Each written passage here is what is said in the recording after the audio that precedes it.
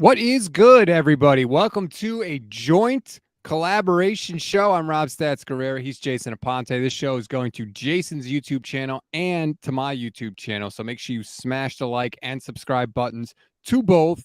Thank you very much. We could use a little love. Jason, you're in Indianapolis at the Combine.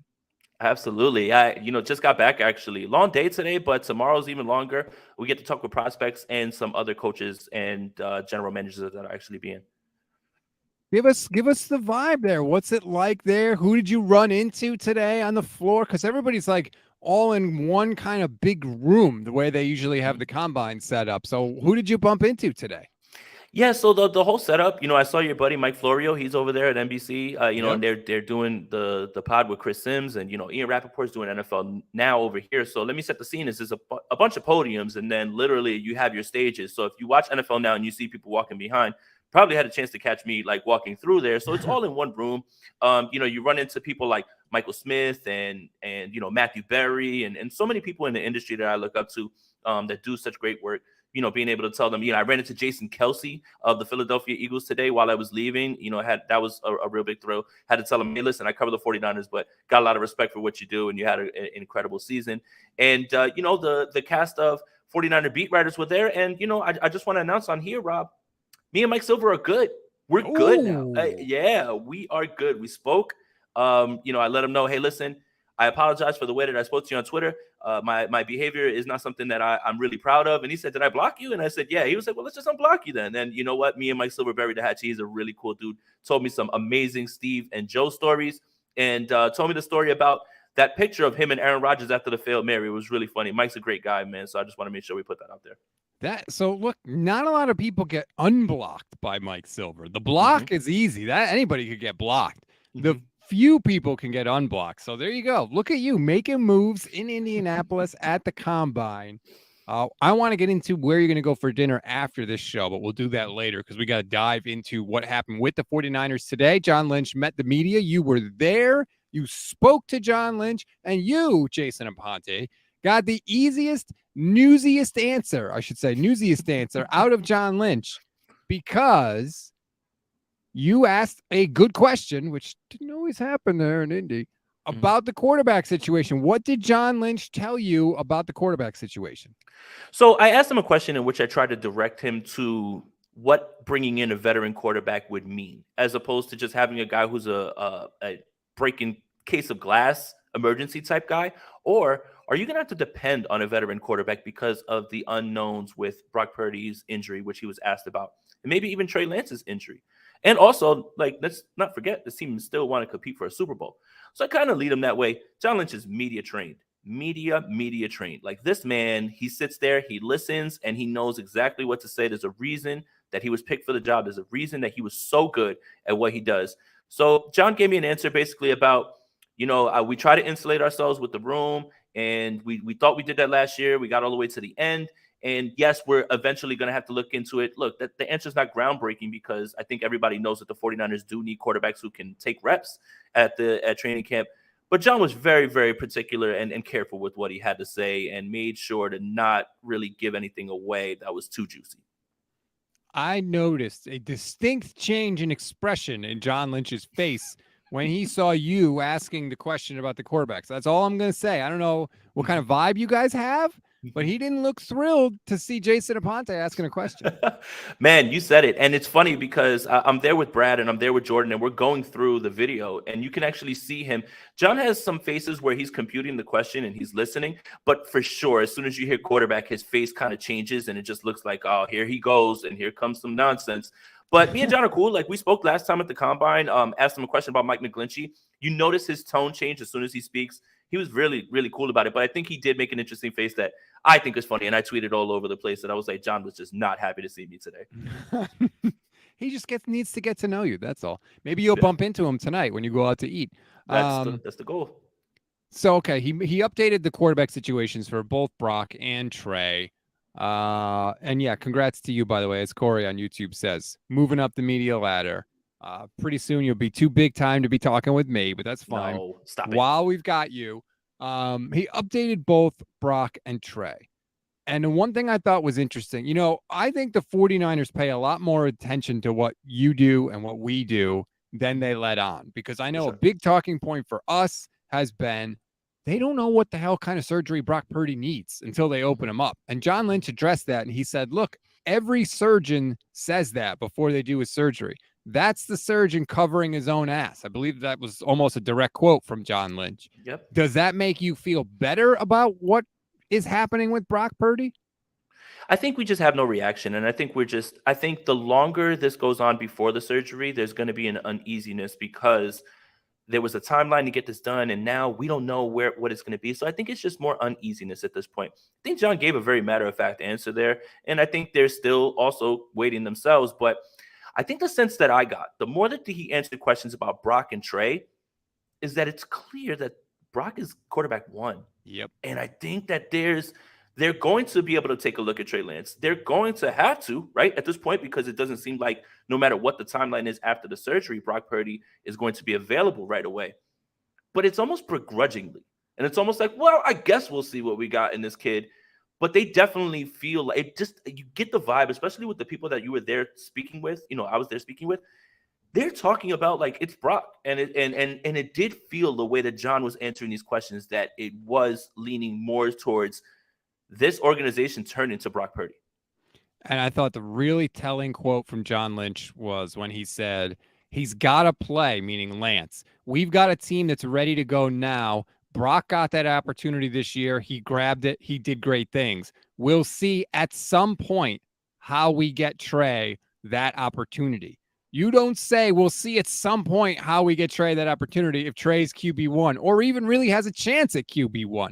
I think the only way Trey Lance starts a game for the 49ers this year is if Brock is not ready to come back or if Brock gets hurt during the season. Other than that, Trey Lance is done as the 49ers starting quarterback.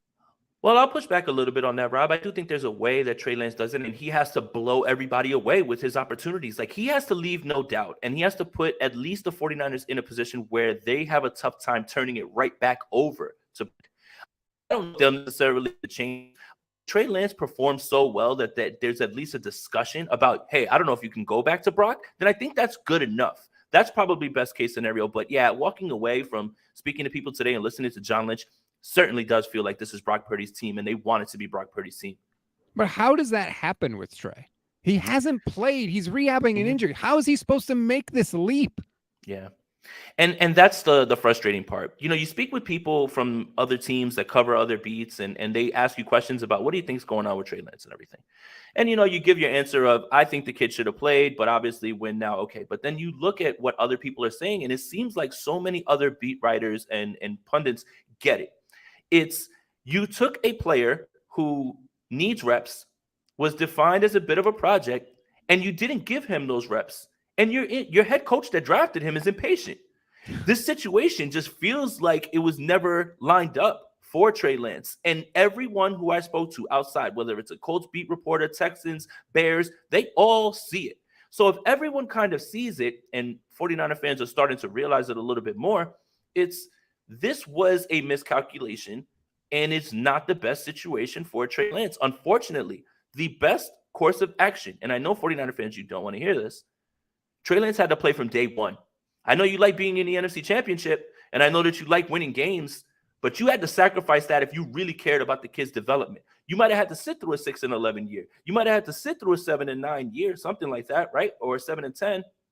But you would have kicked off the development and at least understood what you have going forward. I think there's just a miscalculation in terms of how you do that with a win now roster and Trey Lance. I would have completely agreed with you up until about 2 days ago. Mm-hmm. I don't know if you saw this. Brett Coleman tweeted it out May 3rd, 2021. And it's a video of Adam Schefter, and he is on Underdog Fantasy. Mm-hmm. And he says the 49ers drafted Trey Lance because they think he's the smartest quarterback in the class, and they think he's the most pro-ready out of anybody. Trey Lance.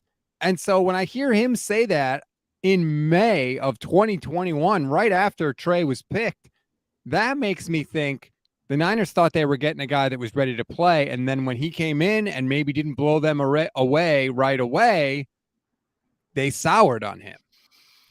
That's what I think it is. That's where the miscalculation comes in, right? I think we all know the kid's smart. I think we all understood the similarities to what he ran in NDSU. I think all of that is true. But then you start to see it in NFL form, and you start to see it little by little, and you're like, well, we maybe overestimated this a little bit, and he may need a little bit more work than we believed. Not necessarily that they soured, but I don't think that no matter how Trey Lance, and this is the best way I can put it, no matter how Trey Lance performed in his first training camp, I don't think it was in the cards for him to start. I don't. I do think that Kyle Shanahan pushed forward because he wanted to have another winning season. He had already heard, well, you've only won in 2019, kind of needed a winning season to go with that. So the plan was, hey, you know what? We'll have a pretty good season with Jimmy and we'll see how far we go. And then boom, we'll turn it right over. I think the second season, when they didn't see the extra stuff that they thought they were going to see, like the running to the outside, that's when things really started to hit a part where this organization was like, uh-oh, did we miss this one up? Like that's really where I'm at with this one. And what did the Niners do? They immediately brought Jimmy Garoppolo back. Just when it was supposed to be Trey's turn in the driver's seat, they made sure they had the driver's ed instructor on the other side of the car with his foot on the brake. Very glad that you brought that up. The common thought around people from around this team that cover the team was that was an absolute hedge your bet move. That was not just to say, oh, an injury or anything like that. Mm-hmm. So I want to make sure that that is something that is spoken about. Learned a lot about what's going on this entire time. Well, that's what a lot of people, I feel like, see, when you say that, though, that's not how that story came off in print. If they were thinking that, they didn't write that. The content creators were the ones that were saying hedge your bet. And Silver did, in all fairness, Mike Silver did say that the Niners were hedging their bet. He was the only one, though. Everybody else was, oh, this is such a good insurance policy. Jimmy Garoppolo is there just in case Trey Lance gets hurt. So they didn't put that at the time. That's the frustrating thing. I feel like 49ers beat writers have this information and they don't always come out with it right away. They almost wait for like the perfect situation. Sometimes it feels like it's like, no, just tell us at the time. That's the thing is you can present it as, hey, this is just in case. Hey, look at what we're getting. This backup, this guy who understands this offense, who's won a ton of games. And if Trey Lance gets injured, then we can turn it that way. If you come out and you start telling people we're bringing in Jimmy Garoppolo because we're not confident, you're one, killing the kid's confidence, and two, it's damning of your own self-evaluation of the kid. So it's like the more that you speak to people, the more people that have things to say, it sounds more and more like the Jimmy Garoppolo move was strictly to hedge a bet. Of course it was. You can't move the new girlfriend into the apartment with the old girlfriend still living there. Shout out to Croc, by the way. I saw that comment. Should have played him coming off a 6 and 10 year. They missed his window. I mean, this whole situation is crazy. To get to the Brock Purdy side of things, the update that John Lynch gave is that Dr. Meister, still a weird name, Dr. Meister is going to be in Texas, or I'm sorry, in Arizona. And Brock's going to meet with him next week. And as if the stiffness and the swelling, and those were John Lynch's words, if the stiffness and the swelling are better or not there, they will have the surgery next week. But they don't know that that's going to be the case, Jason. We have to find out. Yeah, and I think, again, that's where the uneasiness comes in from 49ers fans is, you have a date where you think that this is going to be the day that the surgery happens. Well, it's pushed back a little bit. It's still swelling. The longer and longer you put this thing off, it builds uneasiness. And it's now 49er fans thinking, uh-oh, is this more severe? Or is it just pushing back his timeline a little bit more? Which for me, I'm fine with. That just means more for Trey Lance, and Trey Lance gets more chances. This is the only silver lining. You never want a guy to be injured, but the silver lining is, if Trey Lance is full ready to go, well, he's going to get his shot, and he's going to certainly make his case as best he can to keep the job. So that's the part where people are getting uneasy. But, John Lynch talked about this is not a typical injury for a football player. This is usually for baseball players, all of those things. Yeah, it's just John's very media trained. And I kind of want to, talk about this real quick, Rob. When people, say, well, they're not giving anything away, John Lynch is media trained. This isn't a GM that's a former player that was just some meathead that just was promoted, right? He was John media. Lynch, yeah, he knows the game. He absolutely knows the game, man. And it's just, he's so good. He's prepared for all of these questions. Even if he just takes a minute to take it in and say, he's never going to say anything that's too final. And if that frustrates you, then I understand. But then you have to really understand who's the person that's saying it, and it's John Lynch. So he's very good at this. Very good. So that's the situation with Brock. Like we said, he kind of he didn't say it, but he sort of implied like it's going to be the 6-month surgery, and we think that Brock is going to be back. And even if it is the 6-month surgery, though, Jason, like he needs to have it, especially because the new league year starts, I think, March 13th, I want to say. And the Niners need to know by then what the time frame is for Brock, right? Because that changes what their approach is going to be in free agency. If you know Brock's going to be good to go in 6 months, and you know Trey will be there, then you know you're looking for a third string Matt Ryan, Marcus Mariota type of person, right? But if he doesn't have the surgery by then what do they do? Hence why I asked about the veteran quarterback. That's what I was trying to do. Listen, I want people to understand when I asked that question, I asked it to get an answer. And I wanted to see if John was going to say something more along the lines of, well, like a Jacoby Brissett type, or like an actual veteran quarterback who needs to be counted on, right? That's what I was trying to get out of him. And I haven't built up the equity to do follow-ups and kind of grill him a little bit more, right? Like this is my second combine, like I'm still standing next to Lombardi, Mayoko, Jennifer Lee Chan, Barrows. You should have done a follow-up. That dude from Tennessee got a follow-up question.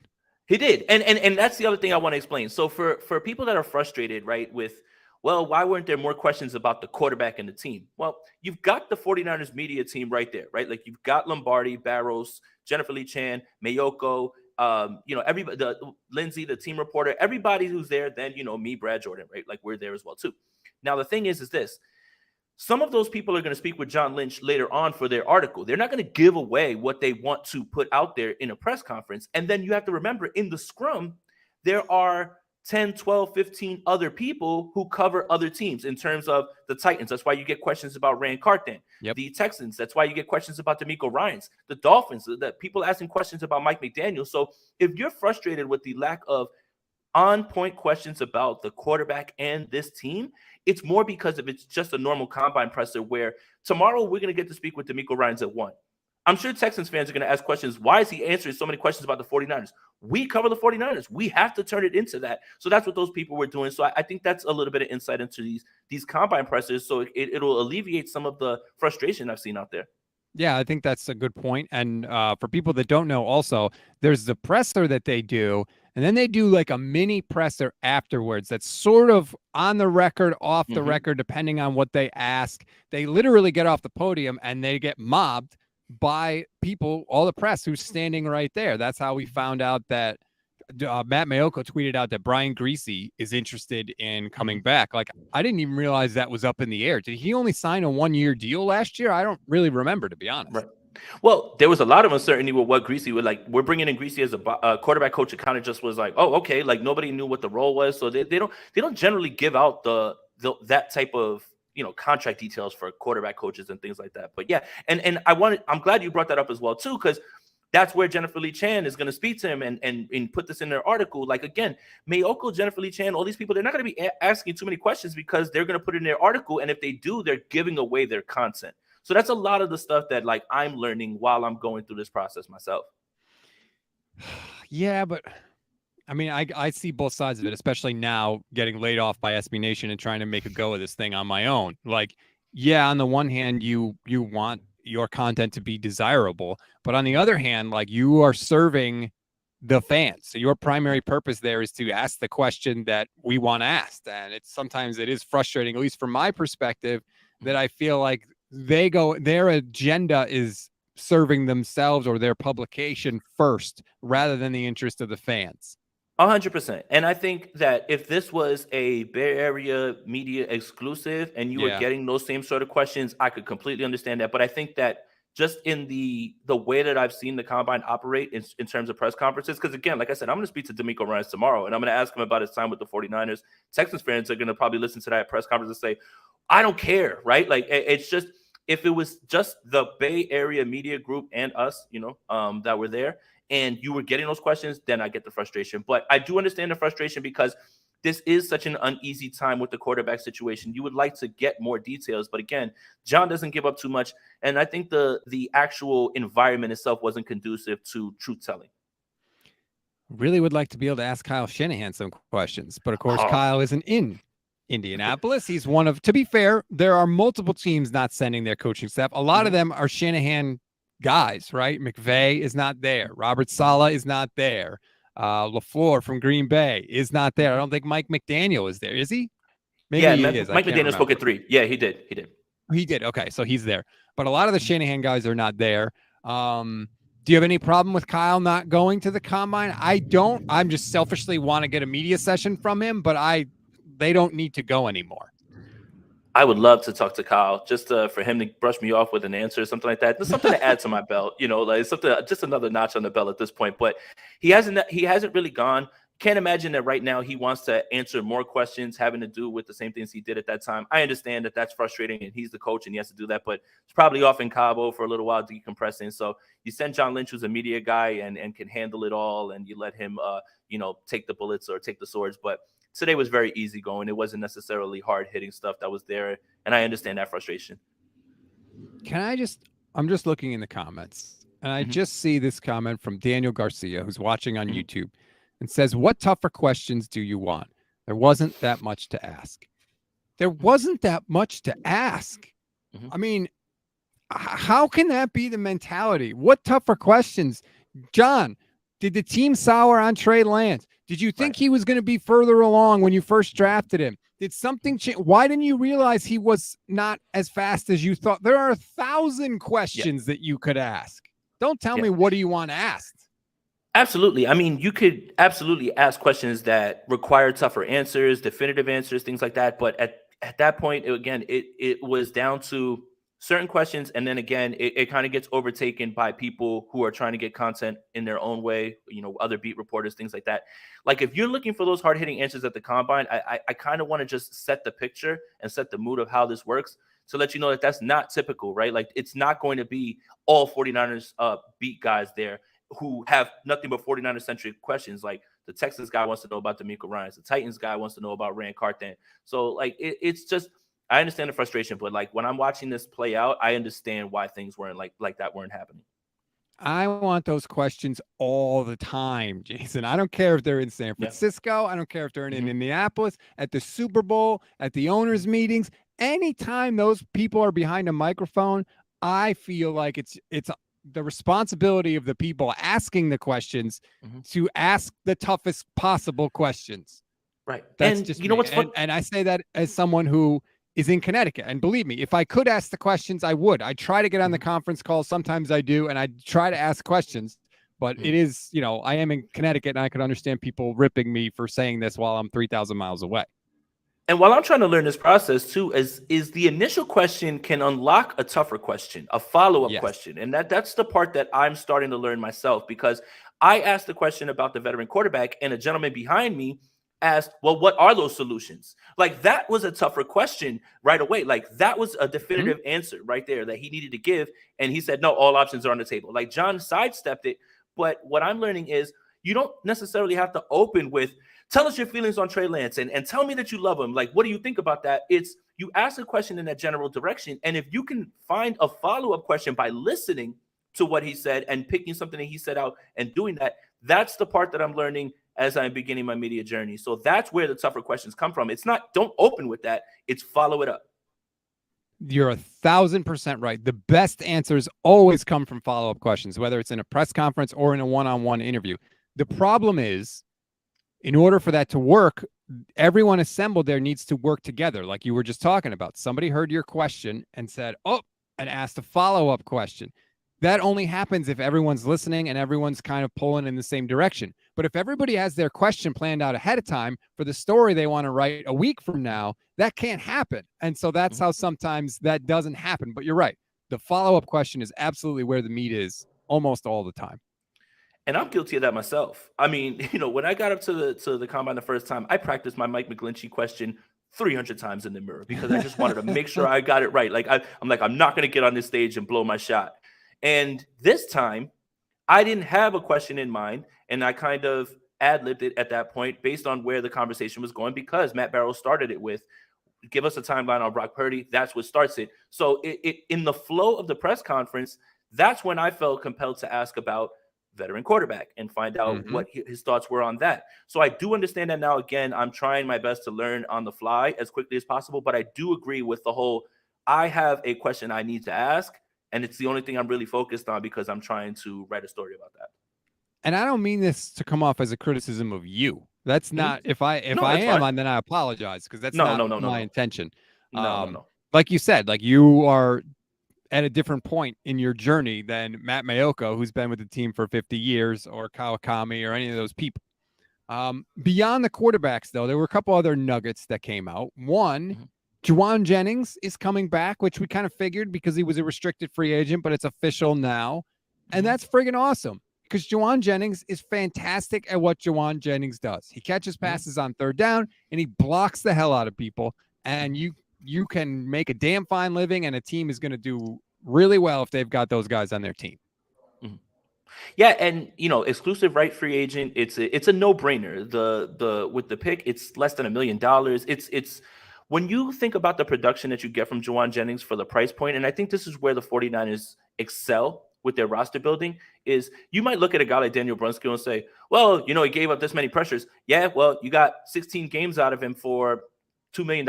Like that is legit production. And when you look at how useful Juwan Jennings is on third down and in the red zone, and you're paying him less than $1 million, add in his run blocking, it's a steal, and it's something that's super easy for them to do. So you have to look, when you look at a player's production, counter that with how much they're making, and then you'll realize the value of what they're bringing to your team. But if you're paying a guy, whatever, let's just say $10 million a year, and all he's doing is catching third down passes, and I'm not trying to downplay it. I'm just saying he has that many catches that Juwan Jennings has, who has a specific role. Then that's when I could start to rationalize, well, I don't understand this. But for that price point, it's a no-brainer, slam dunk. Well, like you said, like look at Mike McGlinchey. It's one thing to have Mike McGlinchey on a rookie deal. It's another thing to have the same Mike McGlinchey with that same production, with some of those, peaks and valleys, but you're paying him $15, $20 million a year. You're paying him market rate. There's a huge difference there. So I totally agree with what you're saying. And it's why I would completely understand if the 49ers didn't re-sign Mike McGlinchey, because he's going to get the bag from somebody, and you have to balance here's the production versus what we pay. We can get a McGlinchey replacement for half of what it would cost to sign Mike McGlinchey, and we'll get roughly the same player. The 49ers have to look at that as a win because it's a salary cap sport. Right, and let's just look at how the 49ers build rosters, right? You draft Talanoa Hufanga while you have Jaquiski Tartt. You let Tartt walk, and then you let Hufanga play. You have Aaron Banks behind Lincoln Tomlinson. Lincoln Tomlinson walks. You slide Aaron Banks right in, right? Right guard, you move Burford in. It's literally how they do business. Azeez Al-Shaair is going to walk. Okay, here comes Marcelino McCrary Ball. This team has usually done a thing where they draft somebody or bring somebody in knowing that person's going to walk and exceed what they're willing to pay, and just have somebody who steps right in. Kind of just been more of a pattern than anything. And by the way, you mentioned Juwan Jennings, 35 catches last year. 23 of those resulted in first downs. That's 66%. Incredible. That's awesome. For less than $1 million? Yes, Incredible. Please. And especially for what we don't know about the quarterback, you're going to need that stability, especially on the money down, is to have a guy who can move the chains and keep drives alive. And that's what he's been doing his entire career as a 49er. And the other thing I like from Juwan, too, is not only did he have that sort of connection with Jimmy Garoppolo on third down, he also had it with Brock Purdy. And so it wasn't just like a Jimmy and Juwan thing. It was like, nope, this guy's really good at what he does, and Kyle puts him in good positions. And so if it does have to be Trey Lance this year, like, I'm not worried. You still have Juwan on third down. Absolutely. Third and Juwan, man. That's exactly what they call him. Another thing John Lynch said, which before the press conference, I tweeted out John Lynch bingo card, which was all things that I expected him to say at the press conference, one of which was we still believe in Trey, one of which was Jimmy Garoppolo's done some really good things here, which he said. And he went to an old standby with Trey Lance, two old standbys, actually. One was, I got hurt early in my career, and then I played 8 years without missing a. That never actually happened, by the way. You can look it up. I don't know, like, someone needs to challenge John Lynch on that. Like, did not occur. And the other standby was, I could see player X from my office window, and I could see them rehabbing. And he said it about Trey Lance, and he said it about Javon Kinlaw. I just want to know, has there ever been a player that John Lynch saw from his office window that came back healthy and stayed healthy?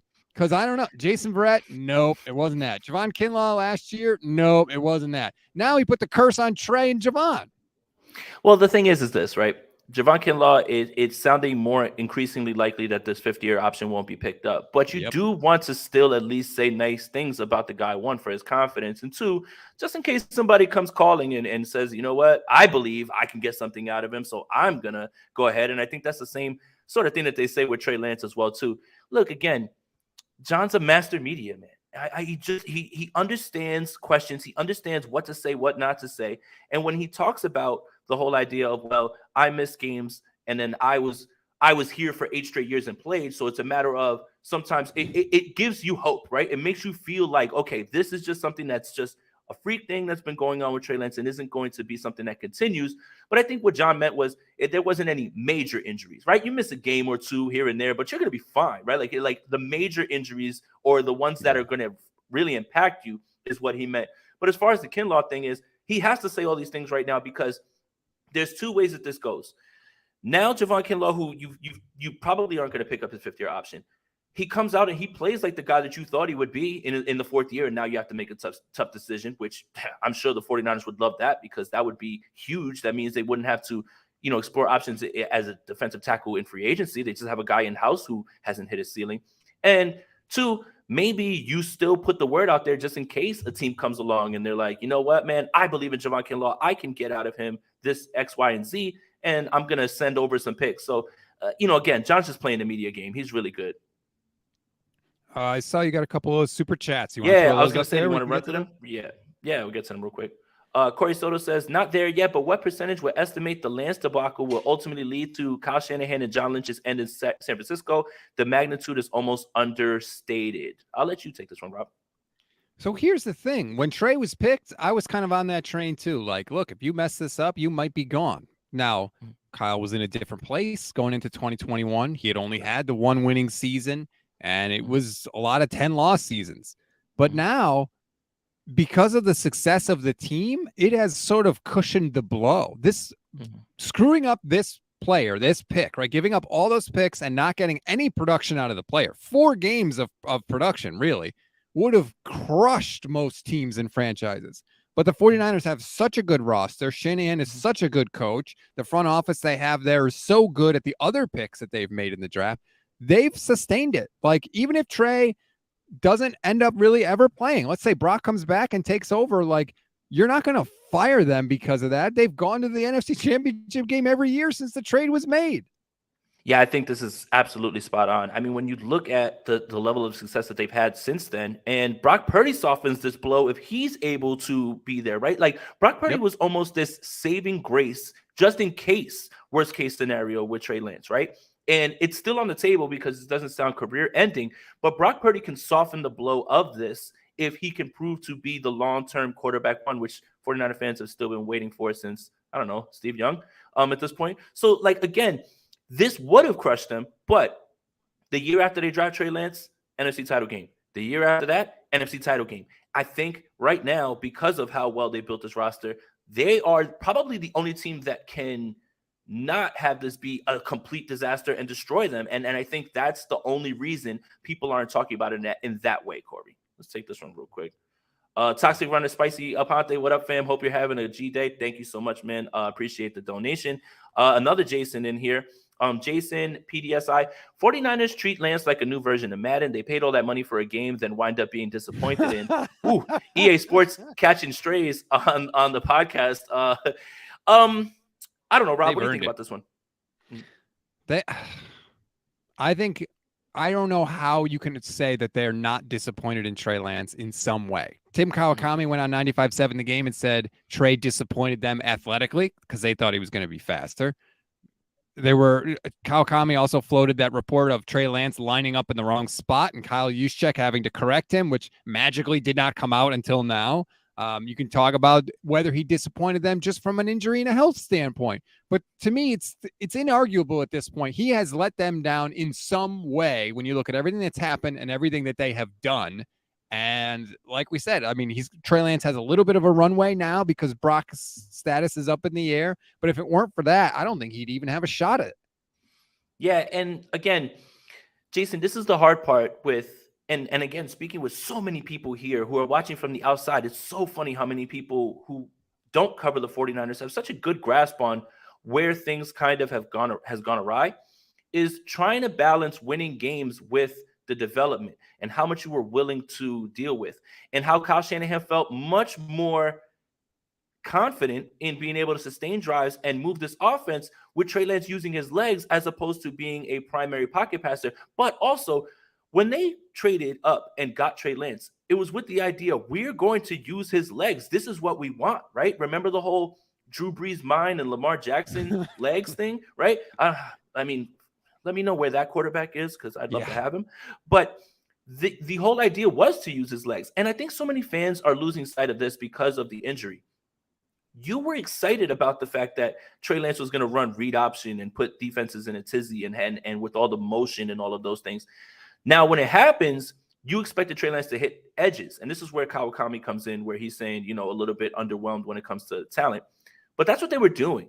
And then when it resulted in an injury, it was, oh, what are you doing? Why would you do that? Well, that's what you were excited about in the beginning. And that's what they were thinking about doing with him. It just came out with that horrible result.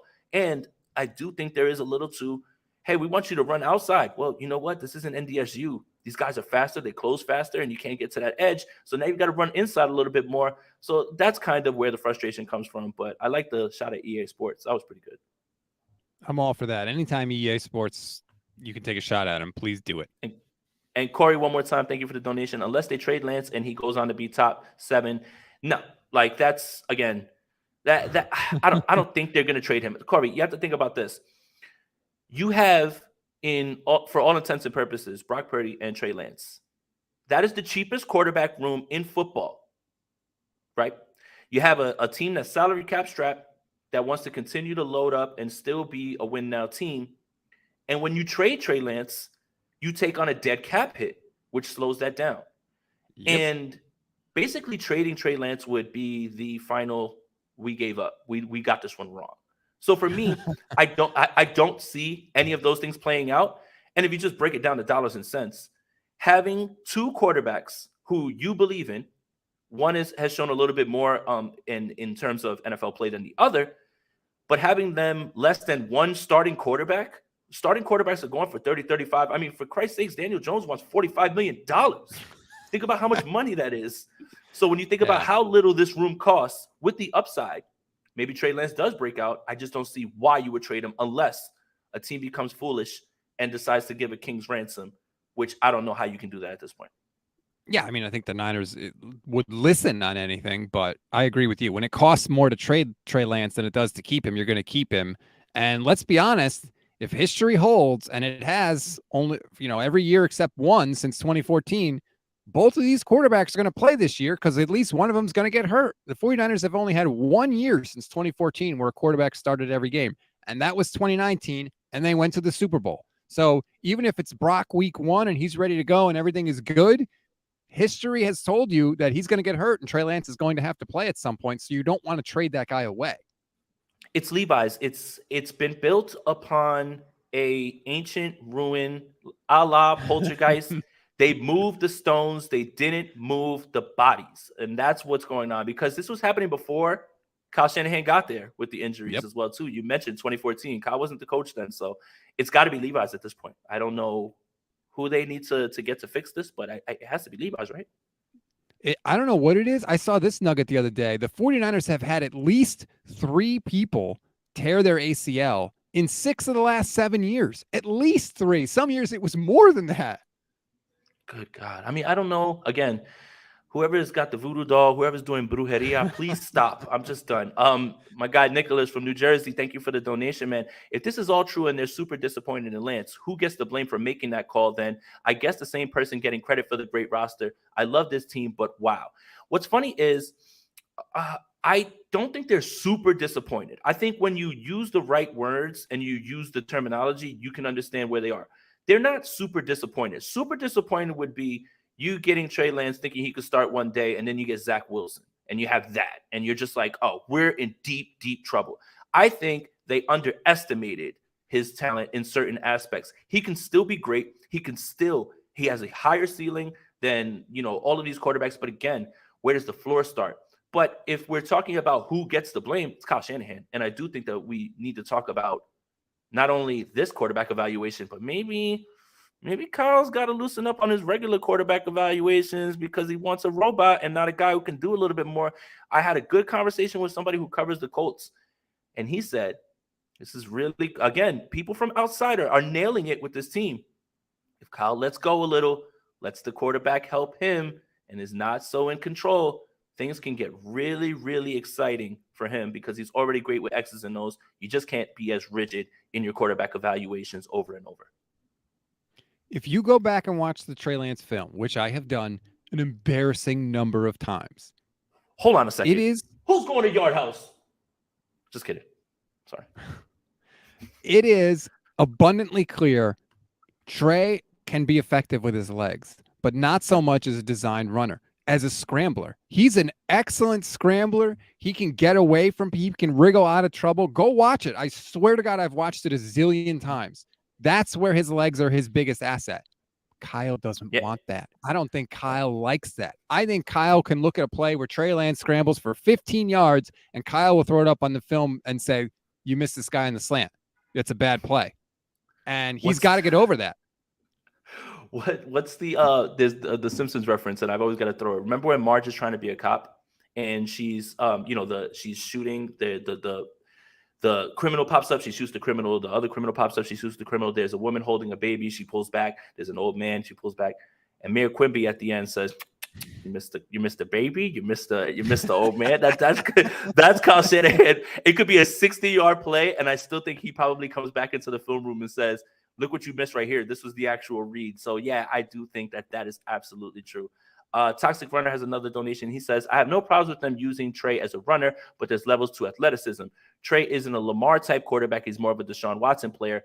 100% agree. The design run thing isn't something that I'm necessarily going for or looking for going forward. I don't think it's part of his game. He doesn't run as decisively as at times. That's my thing.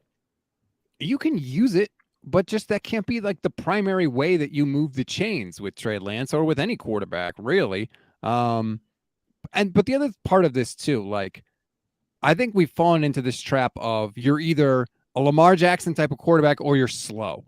Like, that is not Lamar Jackson is a freak. He is freakishly fast. Just because you're not Lamar Jackson does not mean you are slow. Like, sometimes I feel like we expected him to be like that and he's not, so he can't run at all. And that's not the case either. Rob, maybe Lamar Jackson's just a one of one. Like, I mean, it's again, comparing players to players that are truly transcendent like him. And what he does is something that maybe is not helpful for anybody. Forget Trey Lance. It's not helpful. I think you lose sight of appreciating how good Lamar is when you say, well, this guy can do that. If he could do that, or if anyone could do that, they would do that. That's my thing. Just let me, as an aside, super quick. Let's say the craziness of crazy things happen and the 49ers are like, we're tired of all this. Forget it. We're tired of Brock. We're tired of Trey. Let's put Trey Lance in a package. Let's put 2024 first-round pick, and let's put Nick Bosa, and let's call the Ravens, and let's get Lamar Jackson. This is purely hypothetical. Would you be open to that? Man, the Nick Bosa part with your purple background. The Nick Bosa part, yeah, right. Yeah, now I'm a Ravens flock. Oh man, the Nick Bosa part is the hardest part to part with, man. At this point, I do think that there is a way for you to add to your team while losing someone that can counteract that, right? Now, Lamar Jackson's been injured himself too. Got injured this year as well too, right? So there's no, like, running quarterbacks get injured, guys. Like, that's usually how it happens. For me, I wouldn't be able to see myself clear of this because of, if we do quarterback wins, we need to start doing Nick Bosa wins, because when he's on the field, this team wins games at an unreal rate. If we do it for Jimmy Garoppolo, why don't we start defensive end wins? Because Nick Bosa, when he's on the field and healthy, this team wins games. And by the way, I don't even know if the 49ers can trade for Lamar Jackson because there's franchise tag rules where you have to have first-round picks in each of the next two drafts. Obviously, the 49ers don't have that. So I don't even know if that's allowed. I was just throwing that out there purely as a hypothetical. If Lamar's injury history wasn't what it was, I would be on board with it. Because I just look and I'm like, the Chiefs just won the freaking Super Bowl without, like, they have Chris Jones, yes, but like, they didn't have a great defense. They didn't have a great defense. But when you got the quarterback that can, right. like when you got the quarterback that can be the guy that can make plays outside of structure, attention, Kyle. I'm just saying, like, I think I'm at that point where that's where I am. Like, I'm just so desperate to get over that hump.